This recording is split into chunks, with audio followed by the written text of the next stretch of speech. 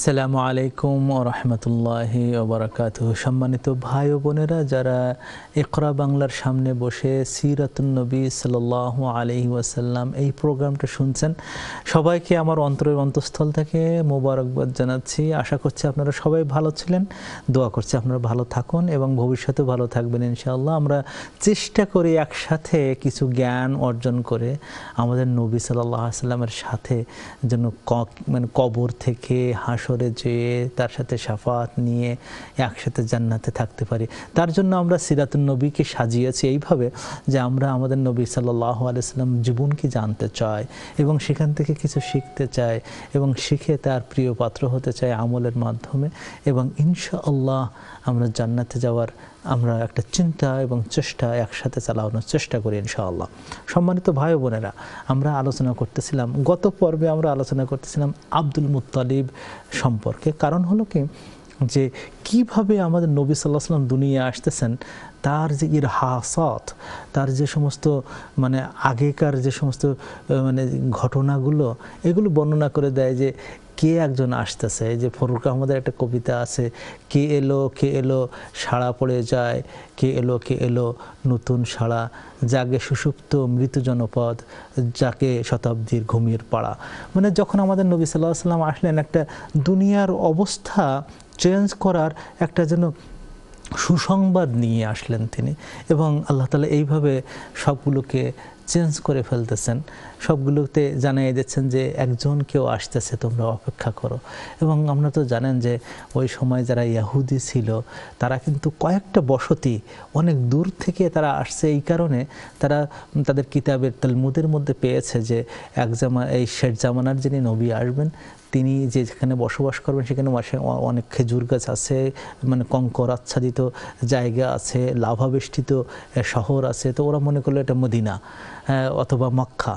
তো এই মক্কা বা মদিনা মনে করে ওরা আগের থেকে আসা শুরু করলো, যাতে করে ওরা মনে করলো যে যদি আমাদের সন্তানদের মধ্যে সে হয়ে যায় তাহলে তো আমাদের গুড লাক আর কি। তো ওরা এইভাবে ইহুদিরাও অপেক্ষা করছে। ওরা অনেক সময় তর্ক করতো মক্কার লোকদের সাথে, মুশরিকদের সাথে, তোরা আমাদের সাথে ঠাট্টা করছিস, তোরা আমাদের সাথে জুলুম করছিস, এই কদিন পরে নবী একজন আসতেছে, এইখানেই আসবে, তাকে সাথে করে নিয়ে তোদের বিরুদ্ধে আমরা যুদ্ধ করব। এইরকম করে একটা ধর্মীয় গোষ্ঠী তো আসা শুরু করে দিল। কুরাইশদের মধ্যে চেঞ্জ আসতেছে। ইসমাইল আলাইহিস সালামের বংশধরদের মধ্যে থেকে আব্দুল মুত্তালিবকে আমরা দেখতে পাচ্ছি। তো আমরা আব্দুল মুত্তালিবের জীবনে আরেকটা ঘটনার দিকে আমরা যাব, যে ঘটনা আগের ঘটনার চেয়ে কোনো অংশে কম না। সেই ঘটনাটা হলো এইরকম যে উনি একবার নিয়াত করলেন যে ওনার যে সন্তান, 9টা সন্তান ছিল যাদেরকে দিয়ে তিনি কূপ খনন করেছেন। তো চিন্তা করলেন যে একটা কাজ করি, যে আমার এই 9টা সন্তান যদি আরেকটা সন্তান হয় তো আমি এই এক সন্তানকে আল্লাহর রাস্তায় কুরবানি করব। তো সেই সন্তান হয়ে গেল, আব্দুল্লাহ নামে একজন সন্তান হলো। তো আমরা এই ঘটনাটা একটু পরে তখন বলবো, যখন আব্দুল্লাহ প্রসঙ্গে নিয়ে আমরা আলোচনা করব। তো এটাও একটা ঘটনা আমি বলছি এই কারণে যে আব্দুল মুত্তালিব তার জীবনে 2-3টি ঘটনায় প্রমাণ করে আল্লাহ তাআলা দিলেন যে আব্দুল মুত্তালিব এমন একজনের দাদা হতে যাচ্ছেন। আব্দুল মুত্তালিব এমন একটা ইতিহাস নিয়ে আসতে চাচ্ছেন যার মাধ্যমে গোটা উপত্যকা চেঞ্জ হবে না, শুধু গোটা মক্কা চেঞ্জ হবে না, শুধু গোটা আরব উপদ্বীপ শুধু চেঞ্জ হবে না, গোটা বিশ্বে একটা ওয়েভ, একটা ঢেউ আসবে, যে ঢেউয়ের প্লাবনে সারা পৃথিবী সবুজ অরণ্যে সুন্দর বাগানে পরিণত হয়ে যাবে। আসলে এক আল্লাহ তাআলার অপূর্ব সৃষ্টি, যেটা আমাদের নবী করিম সাল্লাল্লাহু আলাইহি ওয়াসাল্লাম পৃথিবীতে এসেছেন।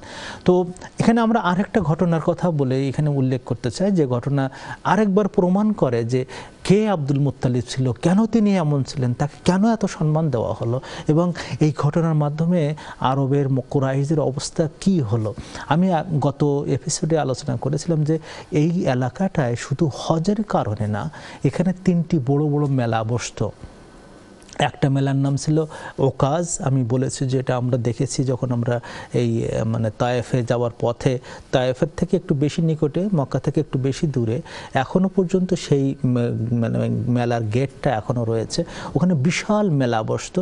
সেখান থেকে এই যে মানে ভারত থেকে কিন্তু এবং বাংলাদেশ থেকে জিনিসপত্র আসতো। আপনারা শুনে তাজ্জব হয়ে যাবেন যে বাংলাদেশের জিনিসপত্র ওই জায়গায় পাওয়া যেত। হ্যাঁ, ওখান থেকে জিনিসপত্র আসতো, এমন থেকে এই জিনিসপত্রগুলো আসতো এই মানে এই এলাকায়।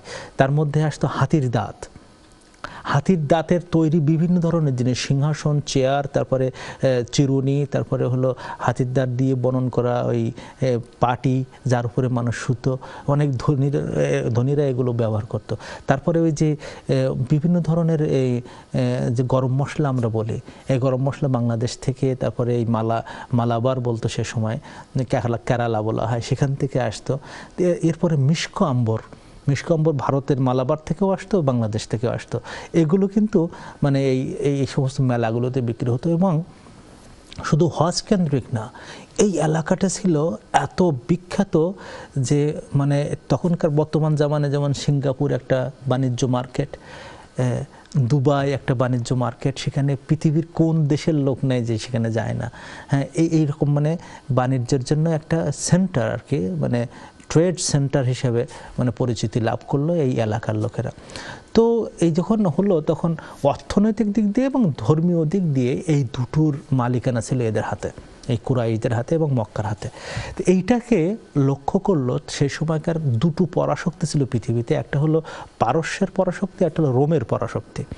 তো রোমের পরাশক্তি, রোম বলতে যে বাইজেন্টাইন, যেটা মানে যাদের মানে ইয়ে বলা হতো, মানে রোমের আরেকটা মানে অংশ, যারা তুরস্ককে কেন্দ্র করে ওখানেই তারা এ করলো, এবং ওদের আরেকটা রাজধানী ছিল সিরিয়াতে। এবং সিরিয়ার মাধ্যমে তারা মানে পূর্ব আফ্রিকার কিছু কিছু দেশ তারা জয় করে এবং তাদের হাতে নিয়ে নেয়। তার মধ্যে একটা হলো ইথিওপিয়া। কারণ আপনারা জানেন যে ইথিওপিয়া এবং সোমালিয়ার ওই এলাকাটা, মাদাগাস্কার ওই এলাকাটা দখল করলে, আর ইয়ামানের এই কর্নারটা দখল করলে, এই যে মানে লোহিত সাগরের ওখানে যে চিপাটা আছে, ওখানে ওই জায়গাটা কিন্তু দখল হয়ে যায়। আর ওটা যাদের দখলে থাকে, স্ট্র্যাটেজিক্যালি এবং ব্যবসার দিক দিয়ে তাদের হাতে কিন্তু ক্ষমতা থাকে অনেক বেশি। রোমানরা এই এলাকাটা দখল করলো। প্রথমে তারা দখল করলো আপনার ইথিওপিয়া এলাকায়, এবং এখানে একজনকে দায়িত্ব দিল, তাদেরকে নাজাশি বলা হতো। নাজাশি হলো ওই এলাকার যিনি প্রেসিডেন্ট, তাকে নাজাশি বলতো। তো আল্লাহ রাসূল সাল্লাল্লাহু আলাইহি ওয়াসাল্লামের আগে যে নাজাশি ছিল, সময়ের যে নাজাশি ছিল, তার নাম আসহামা, তার আগের নাজাশির কথা বলা হচ্ছে, এবং ওনার ছিল আমর, তার নাম ছিল। তো এই মানে এই নাজাশি যাকে দায়িত্ব দেয় মানে ইয়ামান তারা দখল করে নেয়। এখানে দায়িত্ব দেওয়া হয় একজনকে, তার নাম ছিল আব্রাহা। এই আব্রাহা তার মাথায় কাজ করলো যে এখন আব্রাহার তো দুটো শক্তি, কিন্তু একটা হলো যে সে হলো গভর্নর মানে ইথিওপিয়ার, আর ইথিওপিয়া হলো মানে রোমান সাম্রাজ্যবাদের একটা ঘাঁটি। তো তার মাথায় কাজ করলো যে গোটা আরবের মধ্যে, আরব উপদ্বীপের মধ্যে সবচেয়ে স্ট্র্যাটেজিক পয়েন্ট ব্যবসার দিক দিয়ে এটা হলো কোনটি? মক্কা কেন্দ্রিক। এবং মক্কা কেন্দ্রিক এখানে যে ব্যবসাটা হয়, এটা অদ্ভুত ব্যবসা, টাকা মানে কোটি কোটি কোটি কোটি টাকা পয়সা এখানে লেনদেন হয়। শুধু তাই না, ওই সময়কার সভ্যতা যেটা মানে ভাষা এবং সাহিত্য, ললিত কলা, এটা কিন্তু ওই ওকাজ মেলাতেই হতো। ওকাজ মেলাতে ওখানে একটা সাহিত্য, আমাদের আমি তুলনা করছি না, কিন্তু অনেক সময় দেখা যাবে আমাদের বাংলাদেশে বিভিন্ন সাহিত্য মেলা যেগুলো বসে, এই সাহিত্য মেলায় বসে সেখানে মানে কবিতা আবৃত্তি, তারপরে গল্প, এসবগুলো দেয়। যে একুশে মেলা টেলা করে, যেটা দেখবেন যে একুশে মেলা উপলক্ষে বহু বই বের হয় বাজারে। তো আমি তার সাথে তুলনা করছি না, কিন্তু ওই সময় হতো কি যে ওখানে শ্রেষ্ঠ কবিতাগুলো ওখানে পাঠ করা হতো, এবং যে কবিতার জন্য মানে খুব ভালো ভালো বোদ্ধা, যারা কবিতার সমালোচক, তারা কিন্তু ওখানে ওই এলাকায় যেত এবং তাদেরকে নিয়ে তা বোর্ড বসানো হতো যে কার কবিতা সবচেয়ে সুন্দর হচ্ছে, তারা একটা মানে অ্যাসেসমেন্ট করতো এবং করে যার কবিতা যত সুন্দর হতো, যদি এটা টপ পর্যায়ে যায় তখন সেটা কাবাঘরের উপরে, কাবাঘরের গায়ে স্বর্ণের পানি দিয়ে এটা লেখা হতো। এটাকে মুআল্লাকাত বলা হয়। তো এইভাবে দেখা যাচ্ছে যে শুধু এই এলাকাটায় শুধুমাত্র অর্থের কারণে না, এখানে ধর্মীয় কারণ, এখানে সভ্যতার কারণ, এখানে সংস্কৃতির কারণ, এখানে অর্থনৈতিক কারণ, এখানে সার্বিক কারণে এই এলাকাটায় অত্যন্ত জনপ্রিয়তা লাভ করে। এইটা সর্বপ্রথম মানে আব্রাহা লক্ষ্য করলো যে এই জায়গাটার মানে যে মূল্য, এই মূল্য কমাই ফেলতে হবে। তো ও একটা চিন্তা করলো। চিন্তাটা হলো এই যে সে মানে ইয়ামানের মানে সানাআতে এখানে মুগাম্মাস নামক একটা জায়গা আছে, সেখানে সে একটা বিরাট একটা ঘর বানালো। ও এই মক্কার ঘরটা দেখে গেছে। মক্কার ঘরে দেখতে যেয়ে ওরা দেখলো যে এখানে কালো কালো কিছু পাথর দিয়ে তৈরি করা একটা ঘর, যে ঘরের মানে কিছু অংশ মানে সুন্দর আর কিছু অংশ মানে আয়তক্ষেত্রের মতন, কিন্তু কিছু অংশ আবার গোল মতন। ঘর হিসেবে এটা খুব বেশি ভালো দেখা যায় না, কিন্তু এত দাম কেন? এটা সে চিন্তা ভাবনা করলো। সে একটা ঘর তৈরি করলো, যে ঘরের ওই মানে চতুর্পাশ দিয়ে যে দেয়ালগুলো করা হলো, এই দেয়ালগুলো সেই সময়কার আমলে সবচেয়ে সুন্দর ইট দিয়ে তৈরি করা দেয়াল, এবং ওই ইটের মাঝখানে মাঝখানে খাইজুরান, তারপরে হলো বিভিন্ন মানে সুবাস দিয়ে এমনভাবে দিল যে দূর থেকে পর্যন্ত সুবাস নাকে যেত। এবং ওখানে যে কাঠগুলো ব্যবহার করলো, কাঠের উপর দিয়ে স্বর্ণের পাত এমনভাবে দেওয়া হলো যে চকচক চকচক করতো, সামান্য একটা আলো পড়লেই ওটা চকচকে হয়ে উঠত। কুল্লাইস্তার নাম দিল আর কি। দিয়ে এটা যখন তৈরি করা হয় তখন উনি প্রত্যেক বাদশাহ সে সময়কার আমলে এবং গোত্রপতিদের কাছে উনি একটা লেটার পাঠালেন যে রোম সম্রাটের আদেশক্রমে এটা আপনাদেরকে বলা হচ্ছে যে এখন থেকে ব্যবসা বাণিজ্য, এখন থেকে ধর্মীয় উপাসনা পূজা যা কিছু হয় আমার এই কুল্লাইসকে কেন্দ্র করে হবে, মক্কার কাবাকে কেন্দ্র করে না। কারণ সে বলতে চাইলো এইভাবে যে ইয়ামান হলো প্রাচীন সভ্যতার মানে পাদপীঠ। শুধু তাই না, ইয়ামানটা হলো এমন এক জায়গায় যার চতুর্পাশ থেকে আছে মানে সাগর এবং মহাসাগর, যেখানে মানে যে প্রণালীটা হলো এইডেন প্রণালীটা হলো এমন এক জায়গায় যেখানে স্ট্র্যাটেজিক্যালি ব্যবসা বাণিজ্যের দিক দিয়ে সব দিক দিয়ে অত্যন্ত সুন্দর। এমনের দুই জায়গায় একটা হাদরামাউত এবং এমনের দুটো তখন এটা মানে জলবন্দর ছিল। এই জলবন্দর তাদের হাতে আছে। সে বলল যে এখন থেকে আমাদের মূল বেচাকেনা যা ব্যবসা বাণিজ্য ধর্মীয় আচার আচরণ যা হবে ইয়ামানেই হবে এবং এখানে সবাইকে চলে আসতে হবে। তো এই চিঠি পেয়ে তো কেউ মিশ্র প্রতিক্রিয়া হলো। কেউ কেউ বললো যে আহারে কাবা ঘর আউওয়ালা বাইতিন উদিয়া লিন্নাস লাল্লাযী বিবাক্কা, যেটা আল্লাহ তাআলা নিজেই বলেন যে এটা মানে পৃথিবীর প্রথম ঘর, আদম আলাইহিস সালামের সাথে যার মানে স্মৃতি জড়িত, সেটা বাদ দিয়ে এখানে কুল্লাইসে আসতে হবে। এটা মিশ্র প্রতিক্রিয়া। কেউ কেউ এটাকে পছন্দ করলো, কেউ কেউ এটা পছন্দ করলো না। তো উনি তখন ইয়ে করলেন যে কী ব্যাপার, আমি তো চিঠি পাঠালাম, তার কোনো সদুত্তর তো তেমন পেলাম না। তো হঠাৎ করে এক কুরাইশ ওখানে গেল, যে বাদশার সামনে যেয়ে বলল যে আমি আপনার কুল্লাইসটা একটু দেখতে চাই এবং ওখানে একদিন এক রাত আমি একটু থাকতে চাই, আমাকে অনুমতি দেন। তো আব্রাহা অনুমতি দিল। এই লোকটার উদ্দেশ্য ওখানে যে ইবাদত করা ছিল না, ওখানে যে সারা রাত থাকলো, ফজরের আগ দিয়ে যখন সব মানুষ ঘুমিয়ে রয়েছে সেখানে উনি এই লোকটা মানে কুল্লাইসের ভিতরে মানে পায়খানা করে, নোংরা করে, গন্ধযুক্ত করে এবং সব জায়গায় ওইগুলো লাগাই টাগাই এমন একটা পরিবেশ সৃষ্টি করে আসছে উনি করে, তারপর পালাই চলে আসছে। এরপরে তো আপনারা জানেন যে স্বর্ণ দিয়ে যে ঘর তৈরি করা, জল জল করে, দূর থেকে দেখলেও মানুষ বুঝতে পারে যে কত দামি ঘর। সেখানে আব্রাহা গেছে দেখতে দেখতে, যেয়ে দেখেছে আয় হায় রে, ওর পাশে যাওয়া যাচ্ছে না, কি দুর্গন্ধ, এত সুন্দর ঘর, আমি এত দামি আতর দিয়েছি ইটের ফাঁকে ফাঁকে, সেই আতরগুলো ছাপিয়ে দুর্গন্ধ আসতেছে। এটা তার কাছে খুব খারাপ লাগলো যে এ কী করলো এটা। তখন ওই আরবের এই লোকটার প্রতি, কোরাইশের এই লোকটার প্রতি ঘৃণায় তার মনটা বিষিয়ে উঠলো। বললো তুই না হয় হয় আমার এটা অপছন্দ করতি, কিন্তু কি করে গেলি তুই, এটা একবার পায়খানা করে গেলি আমার এই ঘরটাকে, এত নোংরা করে গেলি তুই আমার এই ঘরটাকে। তখন সে মানে একটা সিদ্ধান্ত নিল যে আমি এখন এই এলাকায় যাব এবং এই এলাকাটাকে আমি মানে শেষ করে দিয়ে আসবো, যে কাবা ঘর ধ্বংস করব, কুরাইশদেরকে শেষ করে আসব, এটা উনি সিদ্ধান্ত গ্রহণ করলেন। এবং ওই সময়কার যত বড় বড় আর্মি হয় তার মধ্যে একটা বড় আর্মি উনি তৈরি করলেন, যাদের সংখ্যা ছিল 60,000। 60,000 এই আর্মির মধ্যে 9টা ছিল শুধু মানে হাতি। এবং ওই সময়কার ইতিহাসে হাতির ব্যবহার ভারতে থাকতো, কিছু কিছু জায়গায় ভারতে হাতির ব্যবহার করা হতো, কিন্তু আরব বিশ্বে সর্বপ্রথম হাতির ব্যবহার করে আব্রাহা। এই জন্য এই সম্পর্কে যে সূরাটা নাযিল হয়েছে তার নাম হলো সূরাতুল ফিল, হাতির সূরা। এটা বোধহয় আপনারা অনেকে জানেন। আল্লাহ বিসমিল্লাহির রহমানির রহিম, আলাম তারা কাইফা ফাআলা রাব্বুকা বিআসহাবিল ফিল আলাম ইয়াজআল কাইদাহুম ফি তাদলিল ওয়া আরসালা আলাইহিম তায়রান আবাবিল তারমিহিম বিহিজারাতিন মিন সিজিল ফাজআলাহুম কাআসফিন মাকুল। এই সূরাটা নাযিল হলো এই ঘটনাকে কেন্দ্র করে।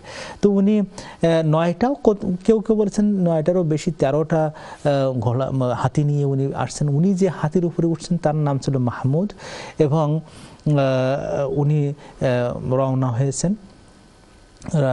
রওনা হয়ে তারপরে উনি যে এলাকায় আসছেন সেই এলাকায় উনি মানে সর্বপ্রথম যে এলাকায় একটু থামছেন সেটা হলো মোগাম্মাস। তারপরে আরও একটু সামনে যখন গেছেন তখন কেউ কেউ এটাকে বাধা দেওয়ার চেষ্টা করেছেন। আমরা এই যে চিত্র একটাকে এখানে আছে, যে চিত্রে আমরা দেখতে পাই যে উনি কিভাবে রওনা দিয়েছেন। সানা থেকে উনি রওনা দিয়েছেন, রওনা দিয়ে উনি বনু আব্দুল মাদান পর্যন্ত আসছেন। এখানে একটা বাধার সম্মুখীন উনি হয়েছিলেন, কিন্তু সেই বাধা টিকেনি।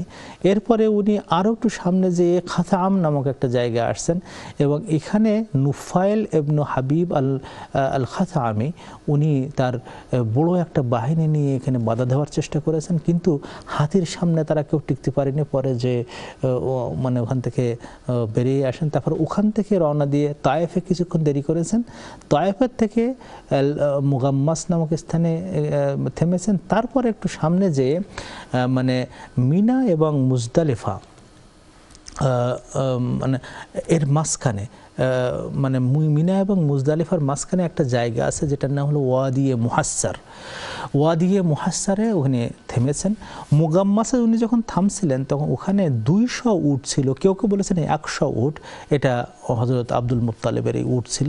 উনি এই উটগুলো তার নিজের এতে নিয়ে আসছেন এবং উনি বলে দিয়েছেন যে এই উট আর কখনো ফেরত দেবে না, এগুলো জবাই করে করে আমরা খাবো। এরপরে উনি যখন ওয়াদি মুহাসসারে আসছেন, সেখান থেকে কাবা ঘর কিন্তু খুব বেশি দূরে না, মানে ধরেন ম্যাক্সিমাম হয়তো 8-9 মাইল হবে।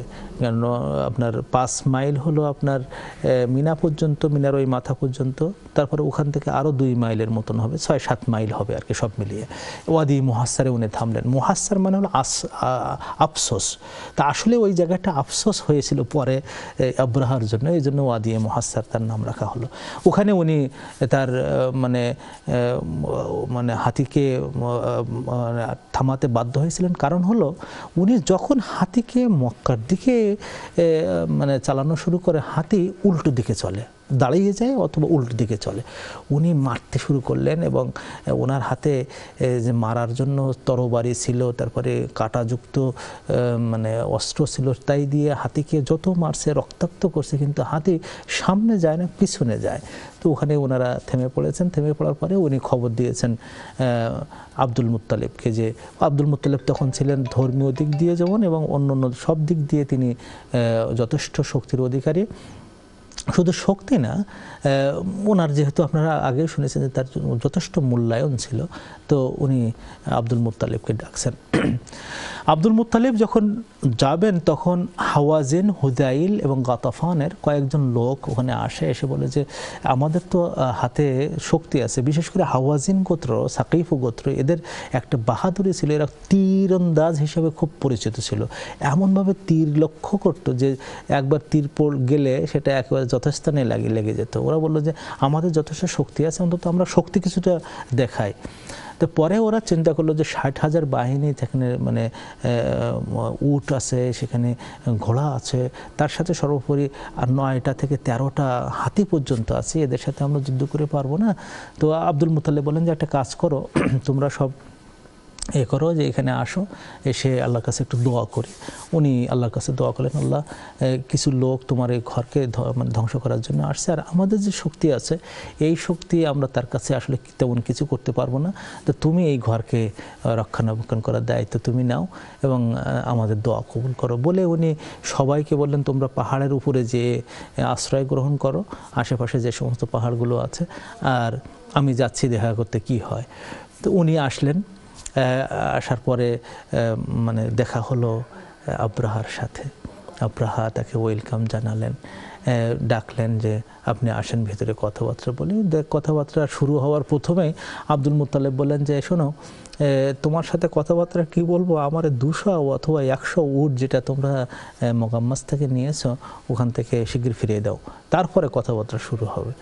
তা আব্রাহা এটা একটু ঠাট্টা স্বরে বললেন যে আহারে, তুমি যে ঘরের মালিক সেই ঘর আমি ভাঙতে আসছে, আর সে সম্পর্কে তুমি কোনো কথা না বলে তুমি বলতে চাচ্ছ তোমার এই উট ফেরত দেই, এটা তুমি কোন ধরনের নেতা? তখন তার এই ঠাট্টার জবাবটা হযরত আব্দুল মুত্তালিব দিয়েছিলেন এইভাবে যে আনা আমলিকুল ইবিল, আমি আনা রব্বুল ইবিল, আমি এই উটগুলোর মালিক, ওয়ালি হাদাল বাইতি রব্বুন ইয়াহমিহি, আর এই ঘরের জন্য একটা রব আছেন, এমন রব যিনি এই ঘরটা দেখাশোনা করবেন এবং তিনি প্রোটেক্ট করবেন এটা। তো আব্রাহা তো এইটাকে আরও কাপুরুষতা পেল সেখানে, যে তোমাদের কোনো শক্তিই নেই আমাদের সাথে যুদ্ধ করার, ওকে ঠিক আছে তোমার এই উটগুলো দিয়ে দাও। এবং আব্দুল মুত্তালিব উটগুলো নিয়ে উনি মক্কায় চলে আসলেন, লোকদেরকে সবাইকে পাহাড়ে আশ্রয় নিতে বললেন। তারপরে যে উনি সেখানে বলতে চাইলেন যে আমরা সবাই আল্লাহর কাছে দোয়া করতে থাকি এবং এত বড় একটা শক্তির বিরুদ্ধে আল্লাহর মুজিজা এবং অলৌকিকত্ব আমরা মানে অবলোকন করার জন্য চেষ্টা করতে থাকি। আব্রাহা চেষ্টা করছে তার হস্তি বাহিনীকে সামনে নিয়ে আসার জন্য, কিন্তু দুঃখজনক একটা হাতিও আর সামনে আসে না, একটা ঘোড়ার সামনে অগ্রসর হতে চায় না, একটা উটও আর মক্কার মানে অভিমুখে রওনা হতে চায় না, সব পিছন দিকে টানে, সবাই পিছন দিকে টানে। এরপরে সে যখন আরও মারা শুরু করে দিল, হাতিগুলো সব রক্তাক্ত হলো, উটগুলো সব রক্তাক্ত হয়ে যাচ্ছে, ঘোড়াগুলো সবাই রক্তাক্ত হয়ে যাচ্ছে। আল্লাহ তাআলা দেখলেন যে এত শয়তানকে মানে এখন মানে সর্বশেষ শাস্তিটা এখন দেওয়া দরকার। উনি লোহিত সাগরের পাশ থেকে ওখান থেকে কিছু পাখি উনি পাঠালেন আল্লাহ তাআলা, সেগুলোকে উনি বলছেন তয়রান আবাবিল, ঝাঁকে ঝাঁকে পাখি। এই পাখিগুলো ছোট ছোট আকৃতিতে, কেউ বলেছেন এই পাখিটা হতে পারে সিগাল, অথবা কেউ কেউ বলেছেন যে বাবুই পাখির মতন ছোট পাখি। তো যাই হোক না কেন, এরা এই পাখিরা 3টি করে ছোট ছোট দানা, যেটাকে ইবনে আব্বাস বলেছেন যে আমি মটরশুঁটির যে দানা দেখছি, মটরের দানা ওই রকম দেখছি, এবং এগুলো মানে লাল রঙের ছিল, কালো রঙের মিশ্রণ ছিল। এটাকে কোরআনের ভাষায় বলা হয়েছে সিজ্জিল। সিজ্জিল কিন্তু আরবি শব্দ নয়, এটা হলো একটা অনারব শব্দ, সুং গুল থেকে এটা তৈরি করা, মানে হলো পাথরের পাথরের ছোট ছোট টুকরা।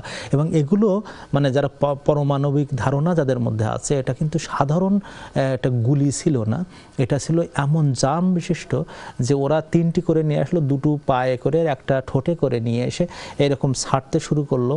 যখন ছাড়তে শুরু করলো, যার উপরে পড়েছে তার ওই গোশতগুলো ওই ভিতরে ঢুকে যেত এবং গোশতগুলো পচে যেত, হাড় আলাদা হতো, গোশত আলাদা হতো, এরকম করে করে পড়তো। যতজনের গায়ে পড়েছে ওই এলাকাটায় সব পচে একের গোবরের মতন হয়ে গেল। আর কেউ কেউ পালায় চলে আসলো, মানে আব্রাহার গায়ে 2-1টা লাগছে, যেখান থেকে লাগছে সেখানে গোশত এবং হাড় আলাদা হয়ে গেছে। এমনও মানে ইতিহাসে পাওয়া যায় যে তার আঙুলের হাড়গুলো, জয়েন্টগুলো আস্তে আস্তে ছড়ে ছড়ে আস্তে আস্তে পড়েছে। ওনার প্রাসাদ যে সানা, সেখানে আসতেই তার মৃত্যু হয়ে যায়, এবং তখন নাকি কঙ্কালে একটা ছোট্ট পাখির মতন হয়ে গেছিলো, এরকম অবস্থা। এই অবস্থায় একটা বাহিনী একেবারে পর্যদস্ত হয়ে যায়। আল্লাহ তাআলা এটাকে বলেন যে মানে আল্লাহ তাআলা কোরআন শরীফের মধ্যে আলাম তারা কাইফা ফাআলা রাব্বুকা রাব্বুকা বিআসহাবিল ফিল, হে রাসূল আপনি কি দেখেননি আপনার রব কিভাবে মানে হস্তি বাহিনীর সাথে ব্যবহার করেছেন? আলাম ইয়াজআল কাইদাহুম ফি তাদলিল, তিনি কি তাদের ষড়যন্ত্রগুলোকে ভ্রান্ত করে দেননি? তো কীভাবে ভ্রান্ত করে দিয়েছেন? সেটা হলো এই যে আল্লাহ তাআলা তাদের উপরে ঝাঁকে ঝাঁকে পাখি পাঠিয়ে দিয়েছিলেন। এই পাখিরা উপর থেকে তাদের উপরে সিজ্জিল পাঠালো, ছোট ছোট পাথরের দানা পাঠালো, এমনভাবে ফাজআলাহুম কাআসফিম মাকুল, তাদেরকে করে দেওয়া হলো যেন গোবরের মতো, যে ঘাসগুলো খাওয়ার পরে গোবর হয়ে যায়, এই গোবরের মতন একটা গোবরের দোলা হয়ে ওখানে থাকলো। গন্ধে ওই এলাকায় কেউ যেতে পারতো না। ওই এলাকায় আমাদের নবী সাল্লাল্লাহু আলাইহি ওয়াসাল্লাম যখন হজ করেছেন তখনও বলেছেন তোমরা এই এলাকা খুব দৌড় মেরে চলো, কেন এখানে একটা বাহিনী পর্যুদস্ত হয়েছে, এরা কাবা ঘর ধ্বংস করতে এসেছিল। এরা বুঝেনি যে এই ঘরের মালিক এমন, যিনি এই কাবা ঘর ধ্বংস করতে দেবেন না। এরা বুঝতো না যে এই কদিন পরেই এখানে একজন লোক আসবে, একজন মানুষ আসবে, একজন ত্রাতা আসবে, একজন রহমাতুল্লিল আলামিন আসবে, যিনি বিশ্বকে পথ দেখাবেন এবং তার নাম হবে মুহাম্মদ ইবনে আবদুল্লাহ সাল্লাল্লাহু আলাইহি ওয়াসাল্লাম। আমরা পরবর্তী পর্যায়ে আরও এই বিষয়গুলো নিয়ে জানার চেষ্টা করব। পরবর্তী পর্বের আপনাদেরকে দাওয়াত দিচ্ছি, আপনারা ততক্ষণ ভালো থাকবেন, আমাদের দাওয়াত গ্রহণ করবেন। পরবর্তী পর্বের জন্য আপনাদের জন্য দোয়া করি এবং আপনারাও আমার জন্য দোয়া করবেন। আসসালামু আলাইকুম ওয়া রাহমাতুল্লাহি ওয়া বারাকাতুহু। وما أرسلناك